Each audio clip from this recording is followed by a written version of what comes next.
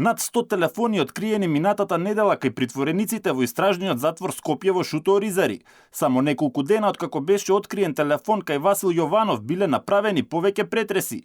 Директорот на управата за извршување санкции вели дека бројките загрижуваат. Тој викенд кога беше пронеден тој телефон, веќе во понеделникот од интервентната единица беа отидени таму да направат претрес во притворскиот дел и беа пронајдени 70 телефони. 2 дена или 3 дена подоцна, повторно ги имав испратено таму, најдоа во други кели 35 телефони.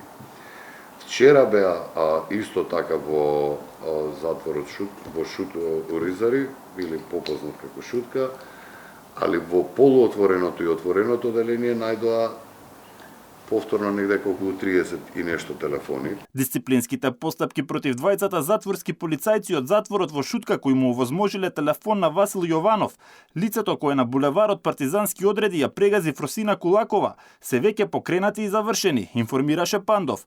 Дел од затворските полицајци вели тој не треба да ја носат полициската униформа зашто го срама целиот затворски систем. Никако не треба да носат униформа на затворска полиција и тие го срамат и затворот Шутка и цел затворски систем. Пандов го посочи и проблемот со недостиг на медицински персонал во затворите. Проблем кој планира во иднина да го реши по примерите во другите земји од Балканот. Секако дека финансиските придобивки поголема и сега имаат они 30% поголема плата од обично вработените доктори, меѓутоа има и повеќе видувања да бидат стимулирани со специјализации, има повеќе начини како е тоа и во светот решено. Ние ништо нема да измислиме ново, само практиките како е тоа решено во Хрватска или во Србија или во Бугарија или во било која друга земја, ќе ги примениме и во Република Македонија. Инаку денеска Пандов во Министерството за правда се сретна со директорот на Фондот за здравствено осигурување Сашо Клековски.